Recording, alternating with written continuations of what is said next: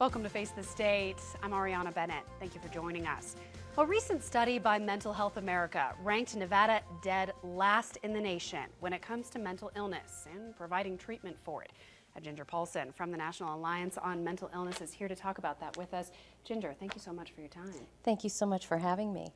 51st in the nation, including DC. Really not a list we want to be on the bottom of. Can you kind of explain why we ranked so low? Well, I can. It started many, many years ago when they closed down many of the mental health hospitals in the late 60s. They were to funnel those folks into community mental health services. And unfortunately, Nevada chose not to really participate in that, and therefore did not seek the funding for those services. And that has just, as our population has grown, has just multiplied the problem. And we have been the fastest growing state for a number of years. Now we're about sixth. But still, with that large population growth, the individuals that need our help has grown as well. So this goes back a really long time then. It sure does. So I imagine fixing the problem is going to be a long term, not a short term. It is, and we're lucky because we do have a lot of people across the state on all levels that are really, really passionate about helping individuals. We like to say that, the human body doesn't end at the neck. There is an organ above that, and that is the brain. And for a number of years, just people in general have thought that it's something different, and they didn't really include it in the holistic approach to health and well-being. Yeah, I think that's a really important point to touch on, because part of the issue with mental illness is the stigma surrounding it, right? A lot of people won't seek help because they're worried that then they'll end up with a label that follows them around and impacts their lives, right? That's very true. And I want to use an example of years ago, well, maybe even not that many years ago, cancer was something that one didn't speak of. I know my own mother, who didn't have cancer but had friends that did, she would call it the big C. She wouldn't even use the word. And, our loved ones with cancer over the years have struggled very difficultly with the stigma surrounding that illness. And now we have people that do runs for them, and they shave their heads for them. And it's wonderful that we have embraced the individual and their struggle. We're asking that people understand that mental illness is the same thing. It is an organ. Your brain is an organ, and sometimes through no fault of your own, genetics or a chemical imbalance, things don't operate as they should. Right, and it's really, really a lot more common than probably many people realize. I think the statistic I saw was 1 in 5 Americans. That's correct. That's correct.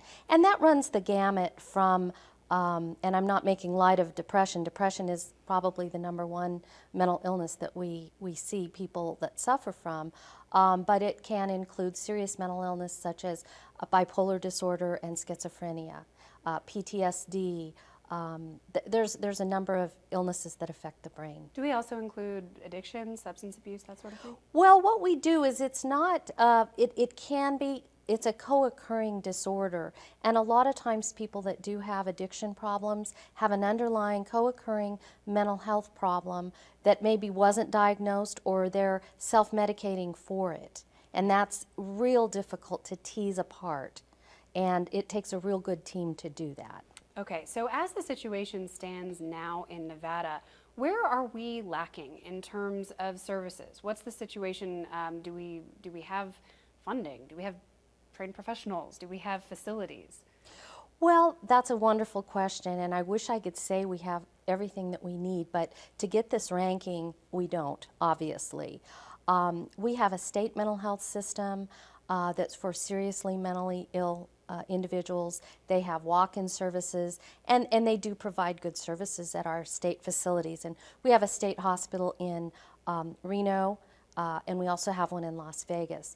However, just individuals that, say, have a job and wanting to get mental health services with their employer, sometimes we find, and it is against the law, that mental health services are not treated the same as medical services, so there's a parity issue. So that's one thing that can happen. And we also do not have what most states have, are mental health and substance use walk-in crisis centers and stabilization units. They're community-based, and we find that Nevada doesn't have any of those. And that would take a lot of the heavy lifting off of our ERs, our emergency rooms, as well as our jails. If we had a place for people to go that weren't endangering themselves or others, but just needed a place to get help.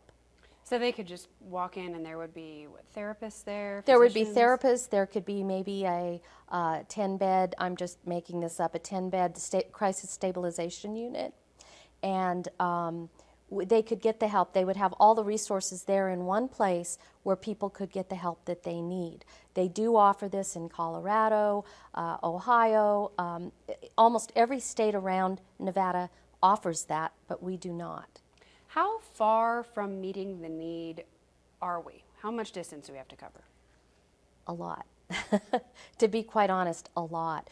There's 1,000 things that we need, but I believe these mental health crisis centers could go a long way in bringing our numbers up and not being at the bottom anymore.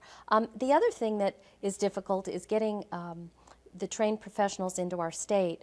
There's a lot of licensing hoops that they have to jump through. There's just generally across America not enough mental health providers, be that psychiatrists or others, therapists. So keeping them and getting them to Nevada can be a little bit difficult. Okay, so say you're someone in Northern Nevada who is feeling like you need to speak to someone, you're thinking maybe you are having some mental health issues. What kind of roadblocks might this person come up against in trying to get treatment? Well, first of all, they wouldn't know maybe where to go. Where do I get treatment? Should I call the crisis line? A lot of times people call our local number, our NAMI number. A lot of times we encourage people to go through their employee assistance plan at work, try to see what benefits that they have. If not, go to their primary care physician, let their physician know they're having some difficulties, but ask for help, whatever your situation is. What about money? Is treatment of this typically expensive? It can be, but it should be covered under your health plan. One thing that we do have in Nevada that is working, and I am really pleased that our governor expanded Medicaid. And because of that, we now are able to get those individuals who, through no fault of their own, perhaps with their illness, can't work full time because they have a serious mental illness.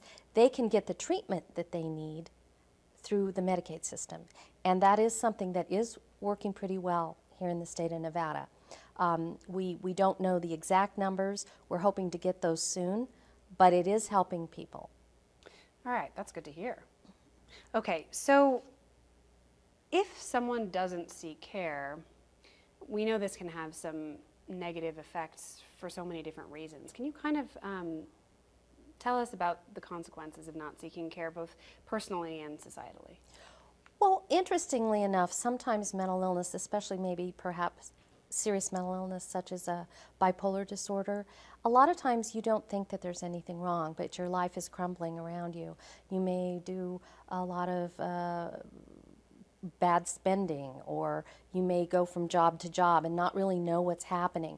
If you get the diagnosis, you may get on a treatment protocol. There's side effects to the medication. A lot of times people say, gee, I don't want that, so they go off and then their life kind of falls apart again.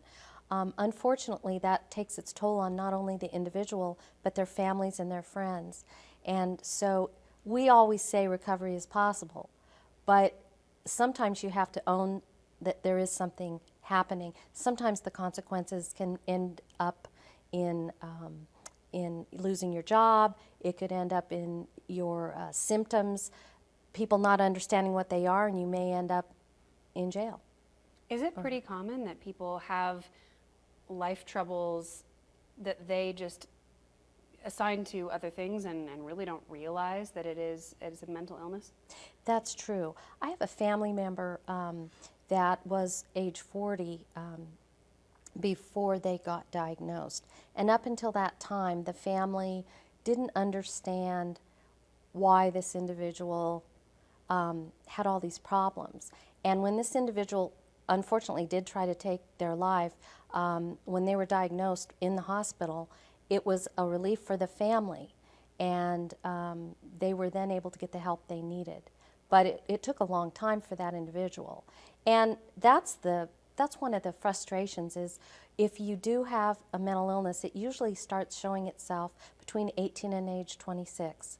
And that's when a mental health break can occur. And so sometimes people count that towards, oh, they're just young and they're just being foolish, or they're taking drugs, or they're drinking too much. Well, it could also be happening that they're having a mental health break. That's when the symptoms show up, and it's really hard to tease those two things apart. Right. That's probably also when most people tend to get less attention from parents and teachers and people just overseeing their behavior. Between 18 and 26, they kind of figure, all right, go off and enter the world. They do, and what most parents don't realize, or a lot of people don't realize, is the brain is going through a big process of pruning again. Once they're a late adolescence and early adulthood, that's one of the second times that your brain is growing. And so, as they say, you haven't stopped growing till your brain till about 25 or 26. That's really true. So if you have a chemical thing or a biological thing happening in your brain that you have no idea of, along with this other pruning that's going on, it can cause a lot of problems. Yeah, a lot of problems in a lot of different ways, and obviously largely being suicidal being a huge one. And I know those numbers are really high for Nevada. We are. We're either first or second in suicides, and it's a real tragedy. We have clusters throughout the state, and we work really hard at NAMI to educate people about that, as well as mental health in all aspects. Okay, well, this has been the bummer half of the show, but we are going to focus on the good things happening and ways we can all help. So Ginger, stay with us. Thank you so much. Thank you. But coming up on Face the State, we will be talking some solutions, what programs are working, and what we can all do more of in Nevada. Stay with us.